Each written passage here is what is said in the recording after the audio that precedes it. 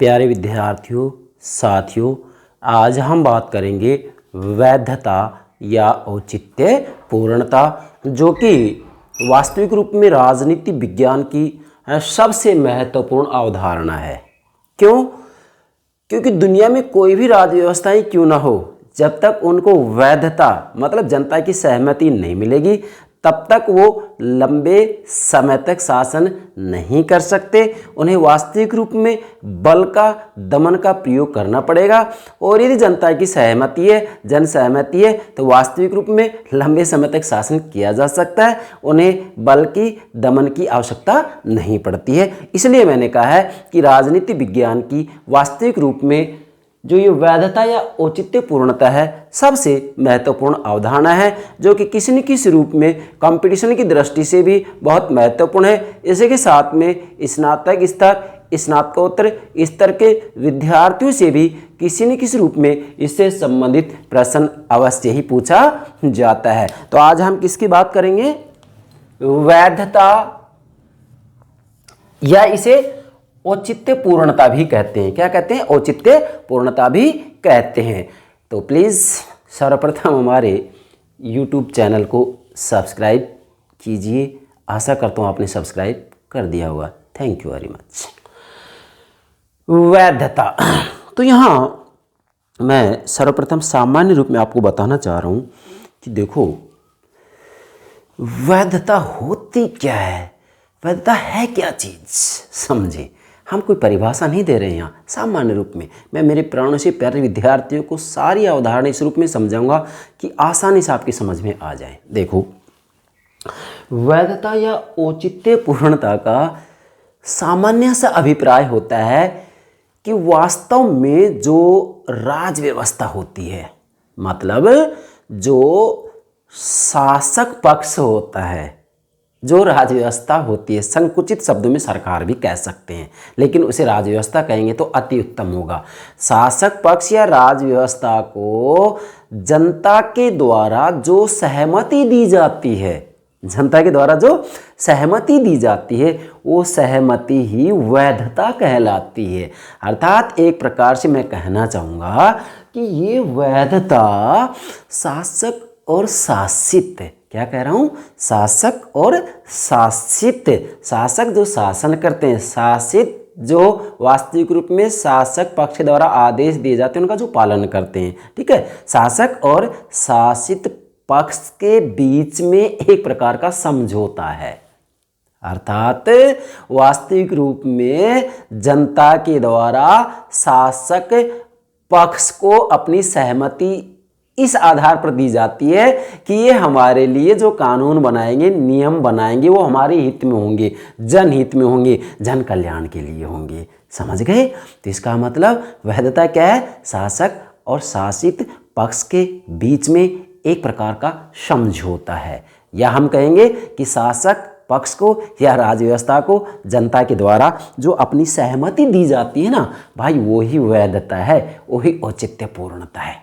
मैं एक उदाहरण देना चाह रहा हूँ, यहाँ बेटो ध्यान से सुने। हम अभी इसकी ये जो परिभाषा वगैरह ये बाद में लेंगे, पहले सामान्य समझें। देखो मैंने सत्ता समझाया तो उस समय उदाहरण दिया था, और सत्ता का उदाहरण मैंने सत्ता, शक्ति और वैधता तीनों ही अवधारणाएं ठीक तरीके से बताई थी। ये तीनों अवधारणाएं एक दूसरे से जुड़ी हुई हैं। अब आज पुनः इन तीनों का नाम आएगा, हमें वैधता को समझना है। देखो,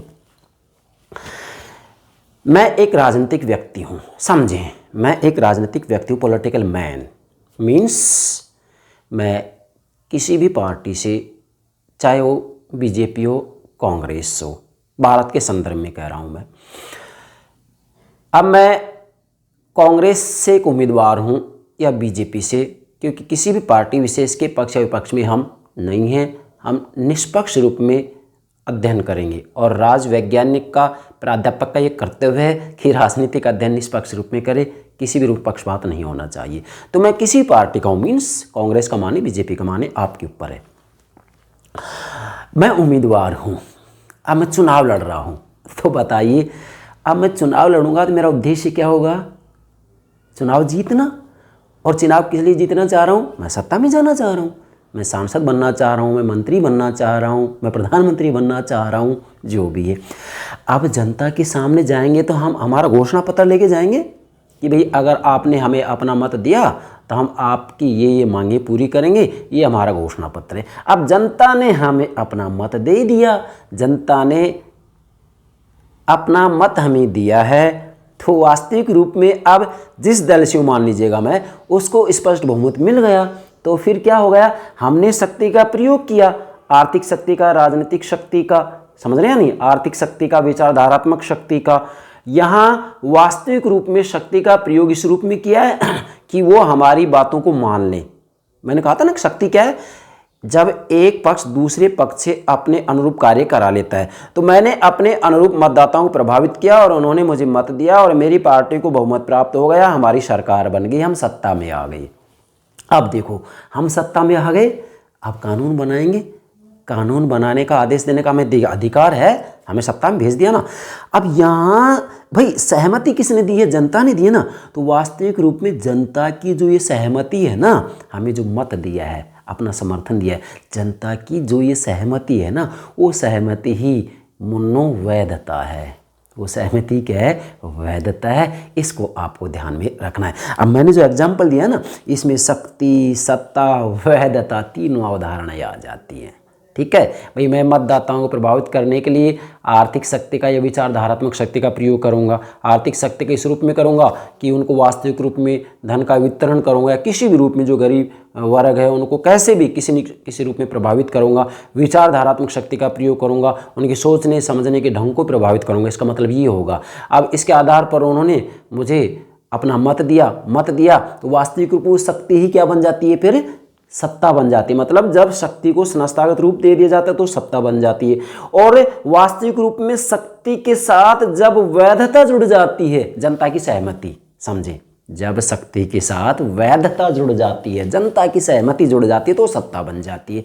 तो इसका मतलब वैधता क्या होगी, शासक और शासित पक्ष के बीच में सहमति। इसको भी नहीं समझ रहे हैं तो ध्यान देंगे। प्राणों से प्यारे विद्यार्थियों, आप इतना ध्यान रखेंगे कि राज व्यवस्था को, क्या कह रहा हूँ, राज व्यवस्था को जनता के द्वारा जो समर्थन दिया जाता है वो समर्थन ही वैधता है, जन सहमति ही वैधता है। शासक पक्ष के प्रति, राज व्यवस्था के प्रति जनता की जो सहमति है वही क्या है, वैधता है, वही क्या है, औचित्यपूर्णता है। आशा करता हूँ इसका सामान्य अभिप्राय आप समझ गए होंगे, बाकी सारी बातें शेष हैं, उसके आधार पर आप समझ जाएंगे। लेकिन मेरा मूल लक्ष्य ये है, देखो, या तो आप हमारे वीडियो को देखिएगा मत, और अगर देख रहे हैं तो लास्ट तक देखिएगा।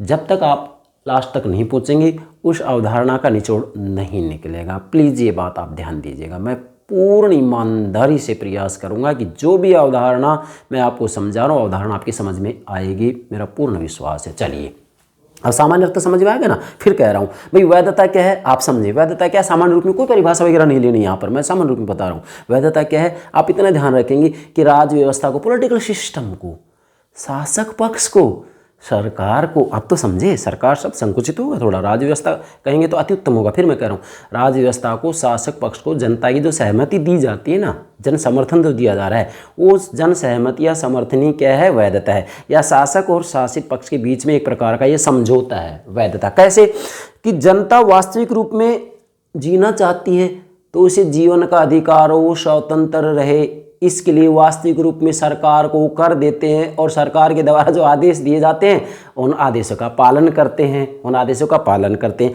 तो वास्तविक रूप में जनता सुरक्षित रहे, उसके जीवन की, संपत्ति की सुरक्षा हो, इसके लिए वास्तविक रूप में राज्य व्यवस्था को अपना समर्थन दिया जाता है। तो जो ये समर्थन दिया जा रहा है ना, वो समर्थन ही वैधता है। ठीक है, चलिए अब हम शुरुआत करते हैं। देखो, अब हम इसकी उत्पत्ति की बात करें उससे पहले मैं फिर एक बात बताने चाह रहा हूँ। सामान्य अर्थ मैंने बता दिया, अब दूसरी बात और क्या, कि वास्तविक रूप में प्राचीन समय से ही किसी न किसी रूप में वैधता की अवधारणा के बीच मौजूद थे।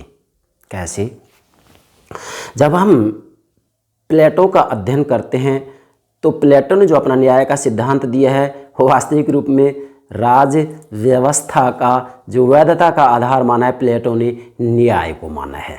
फिर हम अरस्तु का अध्ययन करते हैं तो अरस्तु ने राज्य व्यवस्था का वैधता का आधार कानून को माना है, क्योंकि उन्होंने कानून के शासन को स्वीकार किया है। उसके बाद में संत थॉमस एक्विनास आते हैं। एक्विनास के द्वारा भी वास्तविक रूप में राज्य व्यवस्था की वैधता का आधार अरस्तु के द्वारा जो वास्तविक रूप में तर्कसंगत या बौद्धिकता की बातें की गई थी उनको संत थॉमस एक्विनास ने स्वीकार किया था। अर्थात संत थॉमस एक्विनास में वास्तविक रूप में मध्य युग का प्रतिनिधि विचारक है, जिसके द्वारा वास्तविक रूप में विवेक और आस्था, क्या करें, विवेक और आस्था, बुद्धिवादी विचारधारा और इसी के साथ में ईसाईयत की विचारधारा के बीच में समन्वय किया था। इसलिए हम कह सकते हैं कि संत थॉमस एक्विनास के द्वारा भी वास्तविक रूप में वैधता की बात की गई थी। इसी के बाद में हम आते हैं तो वास्तविक रूप में मैकियावली के द्वारा भी किसी न किसी रूप में वैधता या औचित्य पूर्णता का उल्लेख किया गया। किस रूप में किया गया? क्योंकि उन्होंने वास्तविक रूप में व्यक्ति के स्वभाव को बहुत घटिया बताया है। अर्थात मैकियावली का कहना है कि व्यक्ति स्वभाव से बड़ा स्वार्थी, धूर्त, धोखेबाज होता है, इसलिए उनका कहना है कि इसमें अनैतिक प्रवृत्तियां पाई जाती हैं। इस आधार पर भी वास्तविक रूप में उन्होंने राज्य व्यवस्था की वैधता का आधार बतलाया। इसी के साथ में वास्तविक रूप में जो 3 साम्यवादी विचारक है, हॉब्स, लॉक और रूसो, मैं विस्तृत अध्ययन नहीं कर सकता यहाँ, कारण है क्योंकि बहुत लंबी वीडियो हो जाएगी। हॉब्स, लॉक और रूसो के द्वारा भी किसी न किसी रूप में वैधता की बातें की गई हैं या औचित्य पूर्णता की बातें की गई। किसके द्वारा? हॉब्स, 3 साम्यवादी विचारक, समझौतावादी विचारक, अनुबंधवादी विचारक, हॉब्स, लॉक और रूसो के द्वारा भी इसके ऊपर किसी न किसी रूप में अपने विचार दिए गए थे। और इसके बाद में हम, चूंकि आधुनिक युग की शुरुआत मैकियावली से हो जाती है, तो आधुनिक युग के अंतर्गत विशेषकर आप ध्यान रखेंगे ये छोटे प्रश्न पूछे जा सकते हैं बहुविकल्पिक किसी भी एग्जाम के अंतर्गत। भी प्राचीन समय का मैंने उल्लेख किया था, क्या क्या है? प्लेटो, अरस्तु, एक्विनास को उल्लेख कर सकते हैं। उसके बाद में वास्तविक रूप में हम आधुनिक युग की शुरुआत करते हैं तो आधुनिक युग में कौन कौन हो गया? आप नाम लेंगे मैकियावली, हॉब्स, लॉक, रूसो। और इसी के साथ में सबसे जो महत्वपूर्ण है जिसकी चर्चा आज हम व्यापक रूप में करेंगे वो होंगे मैक्स वेबर। मैक्स वेबर ने वैधता के ऊपर व्यापक रूप में लिखा है, ये बात आपको ध्यान में रखनी है। और यदि मान लीजिएगा हम तीनों युगों की बात करें, प्राचीन युग, मध्य युग और आधुनिक युग, तो प्राचीन युग में प्लेटो और अरस्तु का नाम लिख सकते हैं। आधुनिक युग के अंतर्गत आप मैकियावली, हॉब्स, लॉक, रूसो और मैक्स वेबर का नाम ले सकते हैं। और मध्य युग में संत थॉमस एक्विनास का नाम ले सकते हैं, क्योंकि संत थॉमस एक्विनास मध्य युग के प्रतिनिधि विचारक थे। ठीक है, तो वास्तविक रूप में हम देखें तो देखो भाई, वैधता की अवधारणा का प्रयोग प्राचीन समय से किसी न किसी रूप में किया जाता रहा है। मतलब बीज रूप में वैधता की अवधारणा प्राचीन समय से मौजूद थी, ये बात आपको ध्यान में रखनी है। कहने का मेरा मूल भावार्थ ये है कि वास्तविक रूप में देखो, राजनीतिक चिंतन के अंतर्गत जब हम अध्ययन करते हैं ना, तो राजनीतिक चिंतन में मूल अवधारणा तो वही रहती हैं, जैसे वैधता है, शक्ति है, सत्ता है, न्याय है, अधिकार है, कानून है, कर्तव्य है, कितनी ही अवधारणाएं, मूल अवधारणा तो वही रहती हैं, लेकिन उन पर चलता रहने वाला चिंतन मनन समय और परिस्थिति युग के हिसाब से परिवर्तित होता रहता है। कैसे? क्या न्याय का अभिप्राय जो प्लेटो ने बतलाया था आज भी वही है? नहीं, प्लेटो ने न्याय का अर्थ नैतिकता की दृष्टि से बतलाया था, आज न्याय का अभिप्राय कानूनी दृष्टि से बतलाया जाता है। तो इतनी सारी बातें हैं कि हम उन सब का यहाँ उल्लेख नहीं कर पाएंगे, ठीक है, क्योंकि वीडियो बहुत लंबी बन जाएगी। अब चलिए, ये तो मैंने ये बता दिया कि बीज रूप में प्राचीन समय से वैधता की अवधारणा मौजूद थी। अब देखो, इधर आइए, अब इसके हमने 4 पार्ट बनाए हैं। प्रथम पार्ट के अंतर्गत वैधता की परिभाषाएं, इसकी उत्पत्ति और अर्थ लेंगे। दूसरे पार्ट के अंतर्गत वैधता के स्रोत लेंगे।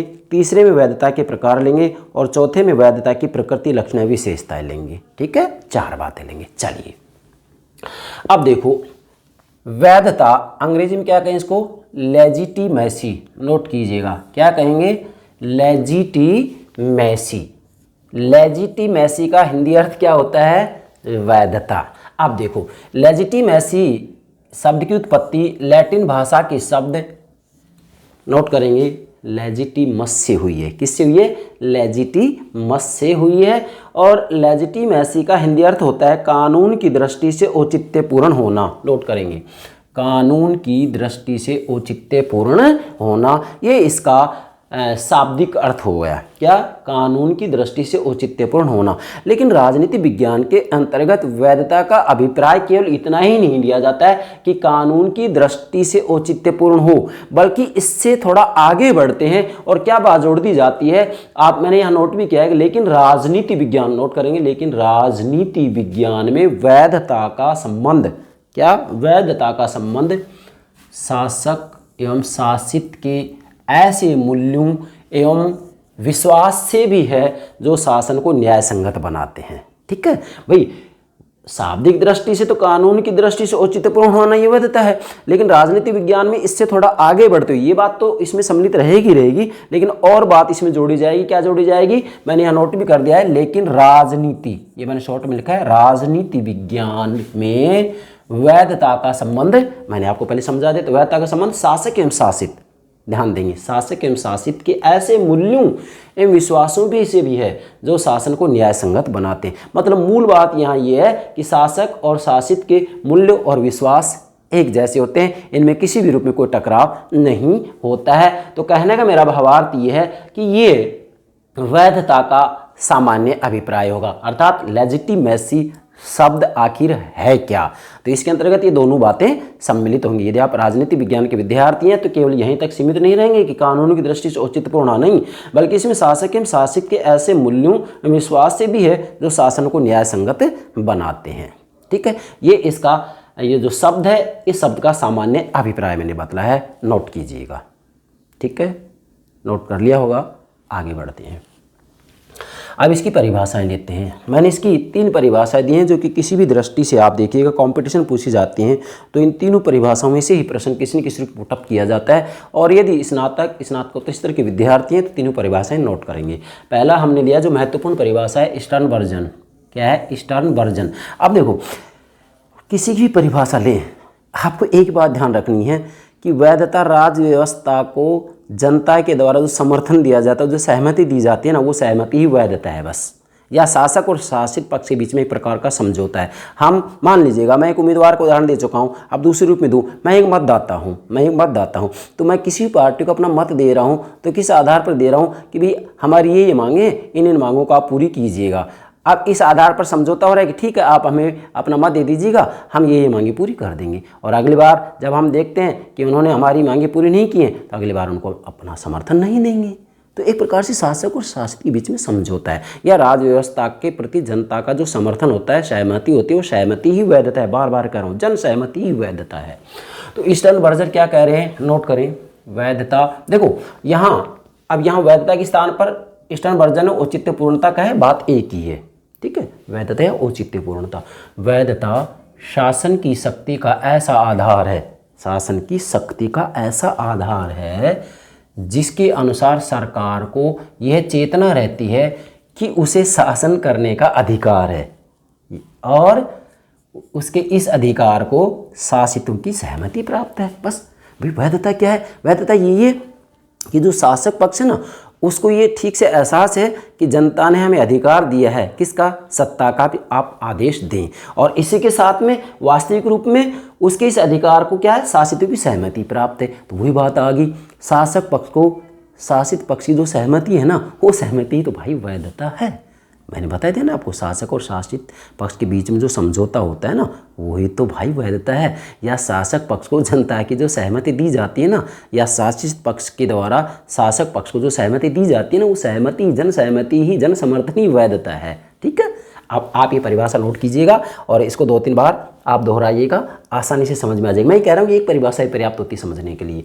दूसरी परिभाषा किसकी है, कार्ल, नोट करेंगे, कार्ल जे फ्रेडरिक। क्या है, कार्ल जे फ्रेडरिक। क्या कह रहे हैं ये, वैधता कानूनों और शासकों के, ध्यान देंगे, कानूनों और शासकों के, जो शासन करने वाले हैं, सत्तारूढ़ पक्ष है, सत्ताधारी हैं, कानूनों और शासकों के न्याय संगत होने का ऐसा प्रतीक है, न्याय संगत होने का ऐसा प्रतीक है जो उनकी सत्ता में वृद्धि करता है, जो उनकी सत्ता में वृद्धि करता है। मतलब सत्ता में वृद्धि कब होती है? जन सहमति मिलती तभी तो होती है। जनता की सहमति नहीं होगी तो फिर शक्ति का, बल का, दमन का प्रयोग करना पड़ेगा। और जन सहमति है तो वास्तविक रूप में शक्ति का, बल का, दमन का प्रयोग करने की जरूरत है ही नहीं। और लोकतांत्रिक राज्य व्यवस्थाएं वास्तविक रूप में टिकाऊ क्यों होती हैं? क्योंकि उनका आधार वैधता ही तो है, जनता की सहमति ही तो है।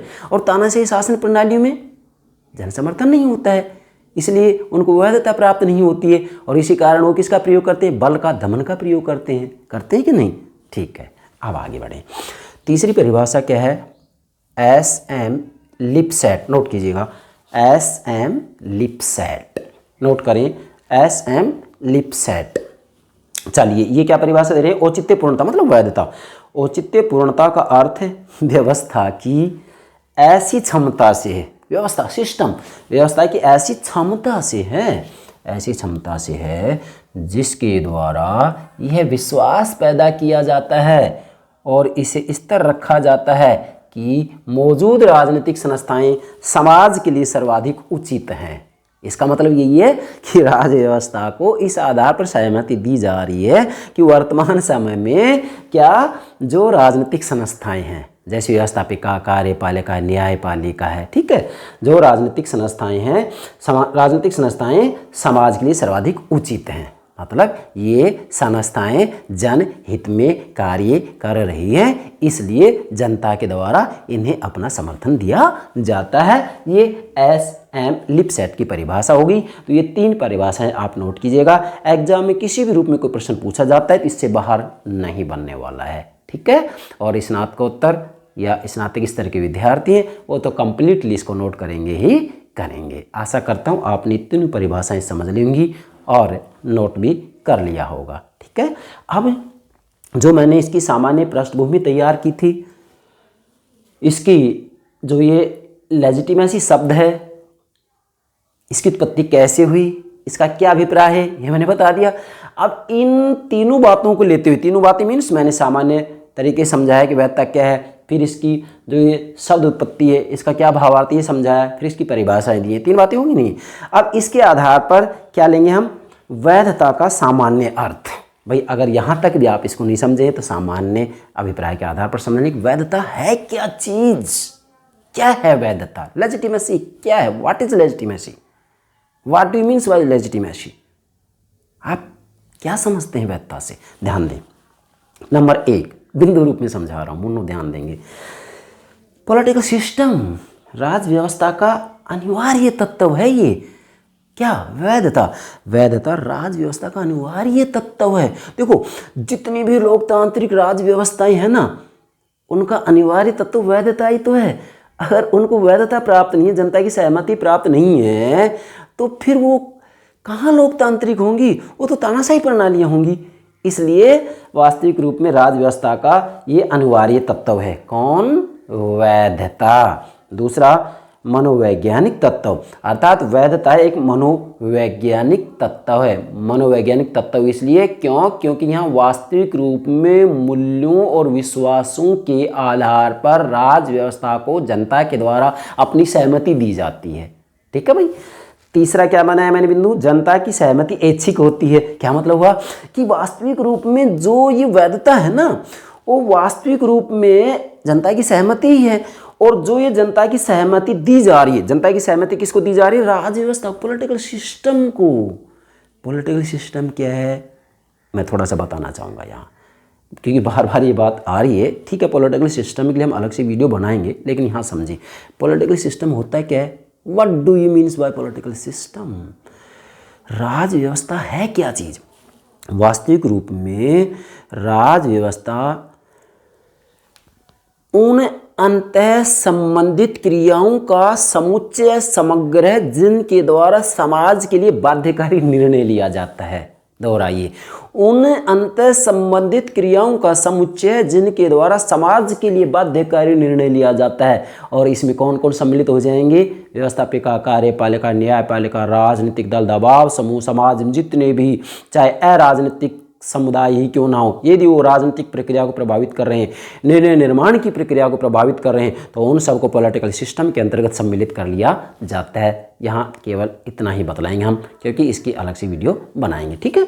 तो जनता की सहमति ऐच्छिक होती है। ऐच्छिक का मतलब है कि जनता जो राज्य व्यवस्था को सहमति देती है ना, अपनी इच्छा से देती है, किसी भी रूप में कोई इनके ऊपर शक्ति का प्रयोग या बल का प्रयोग या दमन का प्रयोग या हिंसा का प्रयोग नहीं करता है, बल्कि जनता अपनी इच्छा से राज्य व्यवस्था को सहमति देती है, ठीक है। तभी तो वो वैधता होगी। अरे भाई, बल से दमन से डराया धमकाया जा रहा है, हिंसा का प्रयोग किया जा रहा है, जनता भयभीत हो रही है, फिर राज्य व्यवस्था को सहमति दी जा रही है, तो वो वैधता नहीं कहलाएगी। ऐच्छिक सहमति होनी चाहिए, अपनी इच्छा से सहमति दी जा रही है। यहाँ हमारे यहाँ पर जब चुनाव होते हैं, किसी पार्टी को हम अपना मत देते हैं, तो क्या डराया जाता है, धमकाया जाता है, हिंसा का प्रयोग किया जाता है, बल का प्रयोग किया जाता है? ऐच्छिक सहमति होती है, अपनी इच्छा से उनको अपना मत दिया जाता है। क्या कह रहा हूँ, अपनी इच्छा से उनको अपना मत दिया जाता है। चलिए अगला क्या है, शक्ति को सत्ता में बदलता है। बहुत महत्वपूर्ण बात है। क्या है, शक्ति को सत्ता में बदलता है कौन? वह मैंने समझा था ना पहले। अब देखो यहाँ मैं बता रहा हूँ, सत्ता, नोट कीजिएगा, सत्ता बराबर शक्ति प्लस वैधता, ठीक है। ये मैंने फॉर्मूला पिछली वीडियो में आपको बताया था। सत्ता बराबर शक्ति प्लस वैधता। यहाँ बिंदु क्या बना है, शक्ति को सत्ता में बदलता है, शक्ति को सत्ता में बदलता है। अर्थात वास्तविक रूप में जब शक्ति का प्रयोग किया जाता है, शक्ति क्या है, इसके लिए आप हमारी प्लेलिस्ट देखिएगा, शक्ति संबंधित 8-9 वीडियो मैंने अपलोड कर दिए। जब शक्ति को जनता की सहमति मिल जाती है, नहीं समझ रहे भाई, मैं एक उम्मीदवार हूँ, मैं चुनाव लड़ रहा हूं, अब मैं अपनी विचारधारात्मक शक्ति का प्रयोग करूंगा, आर्थिक शक्ति का प्रयोग करूंगा, मतदाताओं को प्रभावित कर लूंगा, मतदाताओं के व्यवहार को नियंत्रित कर लूंगा, वो मुझे अपना मत दे देंगे, अपना मत दे देंगे, तो मेरी शक्ति जनता की सहमति मिलते ही क्या बन जाती है, सत्ता बन जाती है। मैं पहले उम्मीदवार था और उम्मीदवार को जनता ने अपना मत दिया, मैं जीत गया तो मैं कहाँ आ गया, सत्ता में आ गया। मतलब मैं सांसद बन गया, विधायक बन गया, मंत्री बन गया, मुख्यमंत्री बन गया। किसके आधार पर, जनता की सहमति के आधार पर। इसलिए बिंदु बन रहा है कि शक्ति को सत्ता में बदलता है, शक्ति को सत्ता में बदलता है कौन, वैधता, वैधता जनता की सहमति। तो जनता की सहमति जब वास्तविक रूप में शक्ति को मिल जाती है तो वो सत्ता बन जाती है। इसलिए कहा जाता है कि जब शक्ति को संस्थागत रूप दे दिया जाता है तो वो सत्ता बन जाती है। और इसी कारण हमने यहाँ लिखा है शक्ति बराबर शक्ति प्लस वैधता, मतलब शक्ति को सत्ता में बदलता है, शक्ति को सत्ता में बदल रहा है। ये कौन बदल रहा है, वैधता, जनता की सहमति। आगे बढ़िएगा, वैधता ही किसी राज्य व्यवस्था को न्याय संगत बनाती है और उसे स्थायित्व प्रदान करती है। मतलब वास्तविक रूप में जनता की जो सहमति होती है ना भाई, वो इस आधार पर दी जाती है कि जो राज्य व्यवस्था जनहित में कार्य कर रही है, जन कल्याण संबंधित नीतियां बना रही है, जनता के कल्याण संबंधित कार्य कर रही है, ठीक है। ऐसी स्थिति में वास्तविक रूप में जनता जब उसे सहमति दे देती है, इसका मतलब वो न्याय संगत है, तो वो सहमति दे रही है और इसी के साथ में उसी स्थायित्व प्रदान करती है। स्थायित्व किस लिए प्रदान करती है, क्योंकि जन सहमति मिली हुई है। ऐसी स्थिति में वहाँ वास्तविक रूप में बल और दमन, हिंसा का प्रयोग नहीं किया जाएगा और वास्तविक रूप में जन सहमति के आधार पर ठीक से स्थायित्व के रूप में शासन प्रणाली का संचालन किया जाएगा, शासन किया जाएगा, किसी रूप में यहाँ कोई परेशानी नहीं आएगी, ठीक है। तो ये आपका हो गया 5वां बिंदु। इन 5 बिंदुओं के आधार पर आप वैधता का सामान्य अर्थ समझ सकते हैं। आशा करता हूँ यहाँ तक आपकी बात ये समझ में आ गई होगी। अब लेंगे दूसरा पार्ट, औचित्यपूर्णता का स्रोत। क्या औचित्यपूर्णता का स्रोत, नोट करें, या वैधता के स्रोत।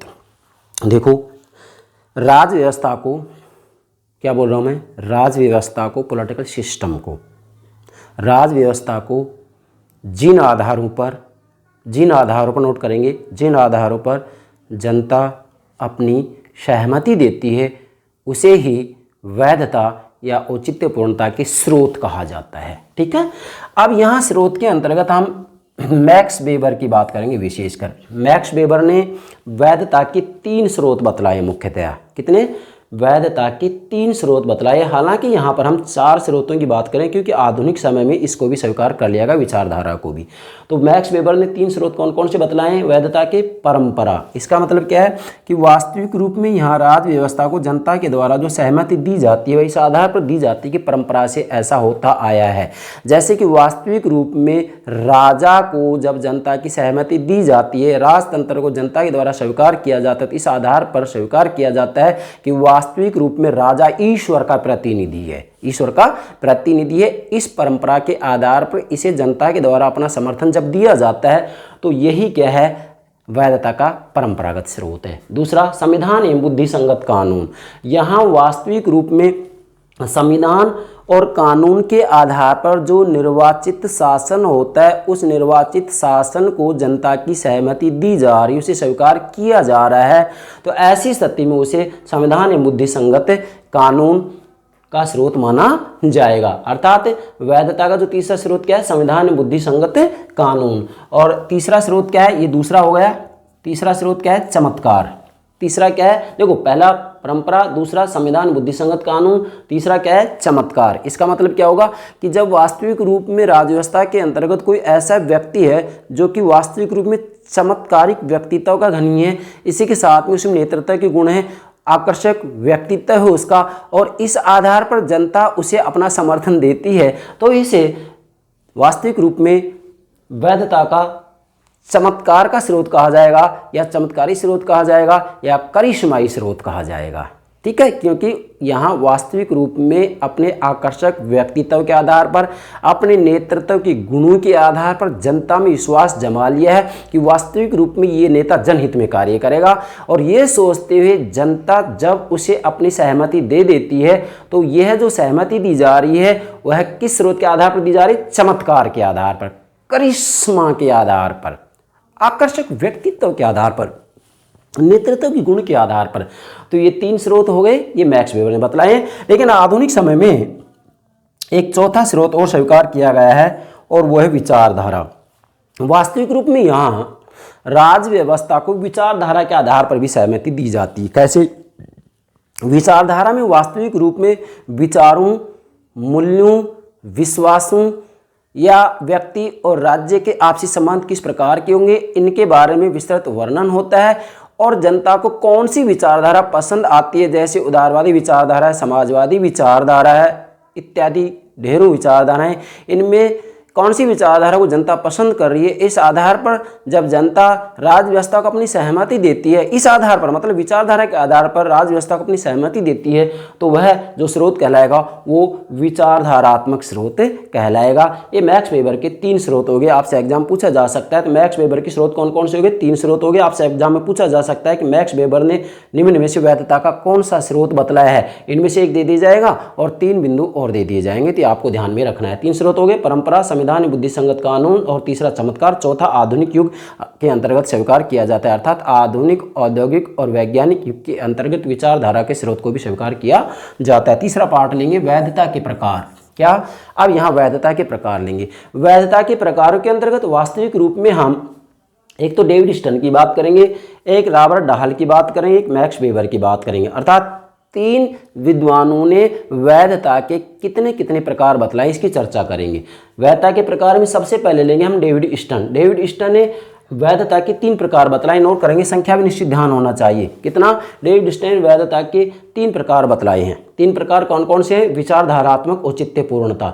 विचारधारात्मक औचित्यपूर्णता का मतलब ये है कि वास्तविक रूप में जब जनता के द्वारा विचारधारा के आधार पर राज्य व्यवस्था को सहमति दी जाती है, या वास्तविक रूप में उस विचारधारा के अंतर्गत जो मूल्य हैं, जो विश्वास हैं, उनके आधार पर जनता अपनी सहमति देती है, या विचारधारा के आधार पर जनता जब राज्य व्यवस्था को अपनी सहमति देती है। विचारधाराएं कितनी हैं? जैसे हम दो का नाम ले रहे हैं, उदारवादी विचारधारा, समाजवादी विचारधारा। इनमें से जनता कौन सी विचारधारा को पसंद करती है, नापसंद करती है, इसके आधार पर यदि जनता अपनी सहमति या असहमति देती है, मीन सहमति देती है, तो जो ये सहमति दी जा रही विचारधारा के आधार पर, वह सहमति ही क्या कहलाएगी? विचारधारात्मक औचित्यपूर्णता। दूसरा डेविड स्टन ने क्या बतलाया है?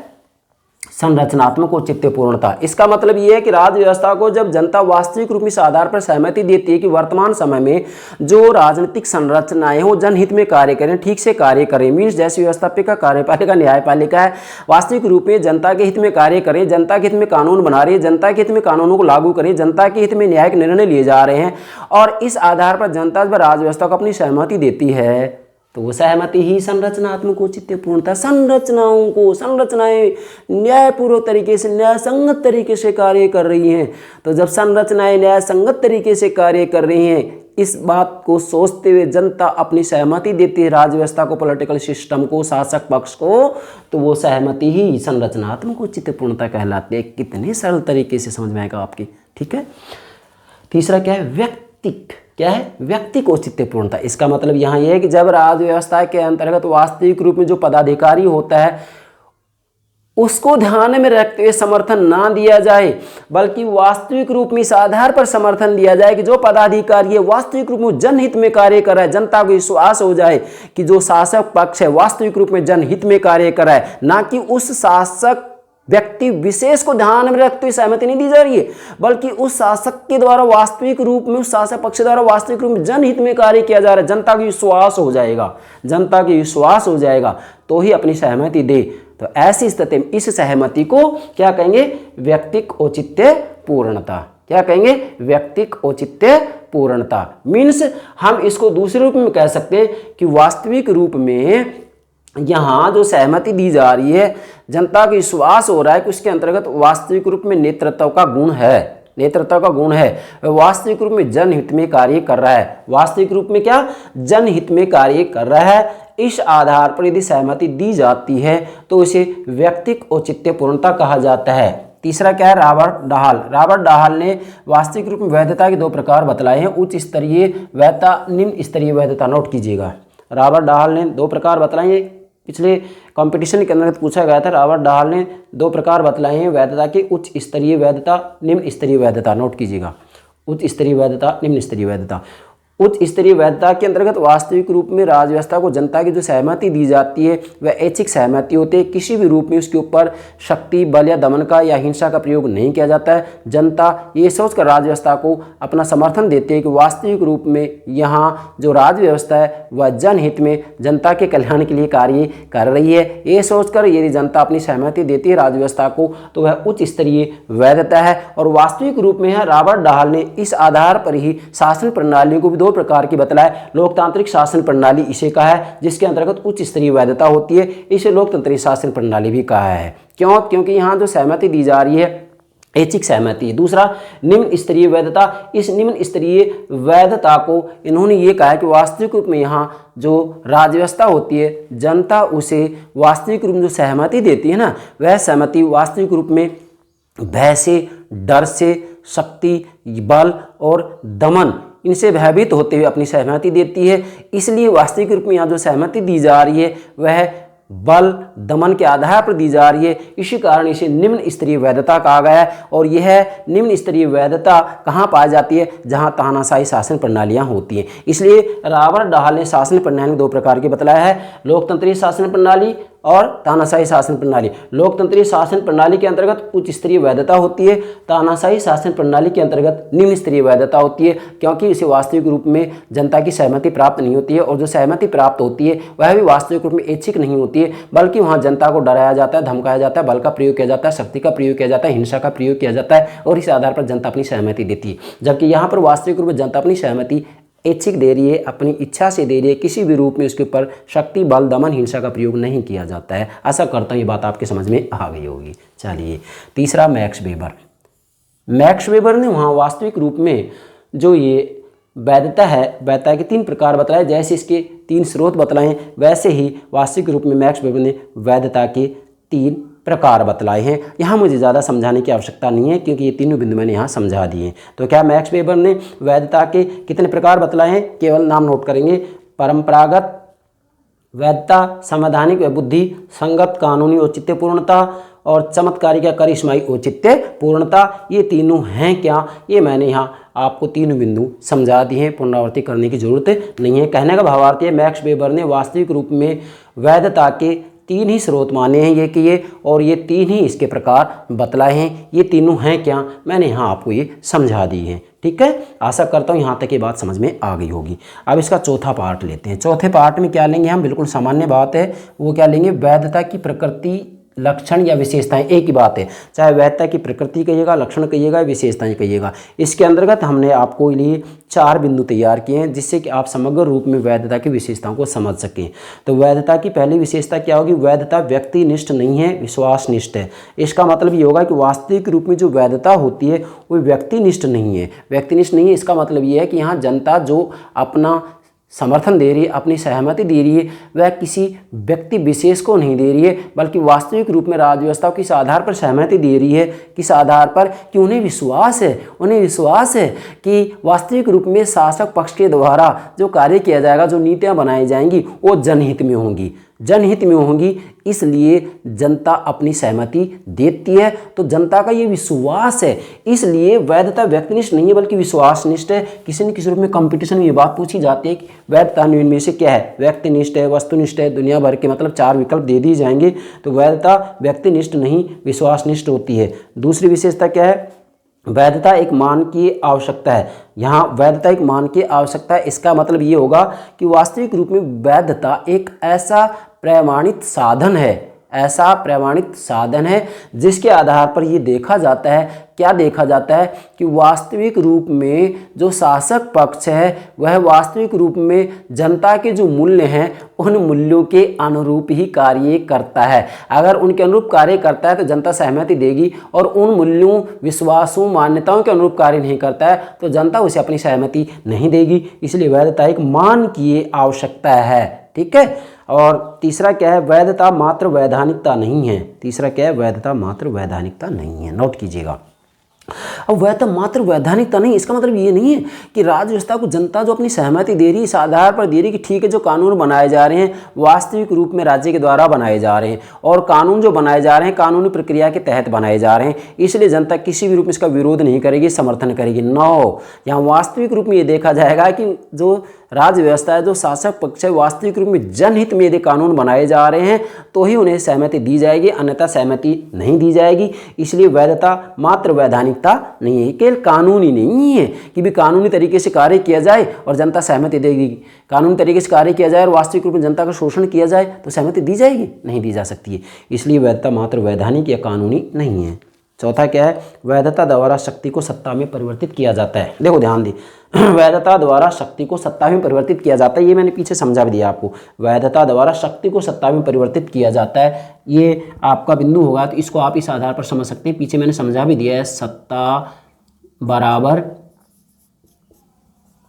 शक्ति प्लस वैधता, शक्ति प्लस वैधता, शक्ति प्लस वैधता। तो मतलब जब शक्ति को जनता की सहमति मिल जाती है ना तो वो सत्ता बन जाती है, जब शक्ति को संस्थागत रूप दे जाता है सत्ता बन जाती है। तो यहाँ इसका भावार्थ यही होगा, क्या ध्यान दे, वैधता द्वारा, ये वैधता होगी, वैधता द्वारा शक्ति को, ये शक्ति होगी, वैधता द्वारा शक्ति को सत्ता में परिवर्तित किया जाता है, ये सत्ता में परिवर्तित हो गया।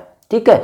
वास्तविक रूप में यहाँ जनता, जो व्यक्ति शक्ति का प्रयोग करे, मीन्स जैसे मैं एक उम्मीदवार हूँ, चुनाव लड़ रहा हूँ, तो यहाँ मैं अपनी शक्ति का प्रयोग कर रहा हूँ, आर्थिक शक्ति का या विचारधारात्मक शक्ति का, और जनता मुझसे प्रभावित हो जाती है, अपना मत दे देती है, तो फिर क्या हो गया? वास्तविक रूप में यहाँ वैधता या जनता की सहमति के द्वारा शक्ति को ही सत्ता में परिवर्तित कर दिया जाता है। फिर मैं सत्ता में चला जाऊँगा, मैं सांसद बन जाऊँगा, विधायक बन जाऊँगा, मंत्री बन जाऊँगा। इसलिए ये बिंदु बन गया, वैधता द्वारा शक्ति को सत्ता में परिवर्तित किया जाता है। अगर मान लीजिएगा कोई बिंदु आपकी समझ में नहीं आ रहा तो इसके आधार पर समझ लेंगे, सत्ता बराबर शक्ति प्लस वैधता, मतलब जब शक्ति को जनता की सहमति मिल जाती है तो वो सत्ता बन जाती है। भाई फिर कह रहा हूँ, शक्ति क्या होती है? वास्तविक रूप में शक्ति एक व्यक्ति के द्वारा, एक देश के द्वारा, एक समूह के द्वारा, एक दल के द्वारा दूसरे व्यक्ति, समूह, दल से अपनी इच्छा अनुसार जो कार्य करवा लिया जाता है, अपनी बात मनवा ली जाती है, जबकि वो स्वीकार नहीं कर रहा है फिर भी हम अपनी बात दूसरे पक्ष में मनवा लेते हैं। तो जो अपनी बात मनवाने की क्षमता, अपना कार्य कराने की जो क्षमता हमारे पास है वो क्षमता ही शक्ति है। और यहाँ इस शक्ति को जब जनता की सहमति मिल जाती है ना तो भाई वो सत्ता बन जाती है। चलिए आगे, वैधता सत्ता को स्थायित्व देती है। ध्यान दें, वैधता सत्ता को स्थायित्व देती है। अब देखो जो ये सत्ता है ये स्थायित्व क्यों होगी? क्योंकि यहाँ वास्तविक रूप में से जनता की सहमति मिली हुई है। अरे भाई, किसी भी देश की राज्य व्यवस्था इस स्थायित्व को कब प्राप्त होती है? जबकि उसे जनता का समर्थन प्राप्त होता है, जन सहमति प्राप्त होती है। और जिस राज्य व्यवस्था को जन सहमति प्राप्त नहीं होती है तो उसे लोकतांत्रिक कहेंगे क्या? तानाशाही कहेंगे। अधिनायक वादी शासन प्रणाली कहेंगे। इसलिए वैधता सत्ता को स्थायित्व देती है, अर्थात जनता का जब समर्थन राज्य व्यवस्था को मिल जाता है तो वास्तविक रूप में स्थायी हो जाती है। और इसके बाद में अंतिम है, वैधता का आधार विस्तृत सामाजिक स्वीकृति है। ध्यान दें, वैधता का आधार विस्तृत सामाजिक स्वीकृति है। इसका मतलब क्या है कि वास्तविक रूप में जो वैधता का आधार है, जनता की जो सहमति राज्य व्यवस्था को दी जा रही है, वह किसी विशिष्ट वर्ग के द्वारा, किसी गुट वर्ग के द्वारा नहीं दी जा रही है। वास्तविक रूप में यहाँ जो सहमति दी जा रही है वह संपूर्ण समाज के द्वारा दी जा रही है। चाहे संख्या में कुछ व्यक्ति ऐसे हों जो कि उसे स्वीकार नहीं कर रहे हैं, अपनी सहमति नहीं दे रही है, लेकिन फिर भी ये मान लिया जाता है कि संपूर्ण समाज ने उसे स्वीकार कर लिया। फॉर एग्जाम्पल मान लीजिएगा हमारे यहाँ पर चुनाव होते हैं और चुनाव के अंतर्गत मान लीजिएगा बीजेपी की सरकार बन जाती है, कांग्रेस की सरकार बन जाती है, तो ये बात तो सत्य है कि 100 के 100% ने कांग्रेस या बीजेपी को वोट थोड़ी दिया है भाई। जिसको बहुमत मिला उसकी सरकार बनती है, बाकी जो है उन्होंने वास्तविक रूप में अस्वीकार किया है। तो फिर क्या हम ये कह दें कि वो सरकार अवैध है? वैध नहीं है, नहीं वैध होगी, प्रतिशत उनको ज़्यादा मिला है। तो इसका मतलब यही है कि वास्तविक रूप में जो वैधता का आधार है विस्तृत सामाजिक स्वीकृति है,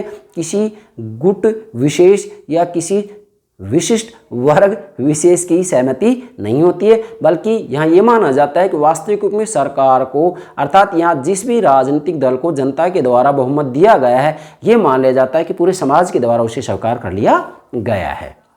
ठीक है, और यही क्या होगा, वैधता का आधार विस्तृत सामाजिक स्वीकृति है। ये हो गई आपकी वैधता की प्रकृति, लक्षण या विशेषताएं। तो आशा करता हूँ वैधता या औचित्यपूर्ण से संबंधित जो हमने आज आपको 4 बातें बतलाई हैं, ये 4 बातें मेरे प्राणों से प्यारे विद्यार्थी समझ गए होंगे। इसकी शेष बातें अगली वीडियो में ले जाएंगे। तो प्लीज़ हमारे यूट्यूब चैनल को सब्सक्राइब अवश्य कीजिएगा। इसी के साथ में हमारी वीडियो को लाइक कीजिएगा, शेयर कीजिएगा। Thank you very much.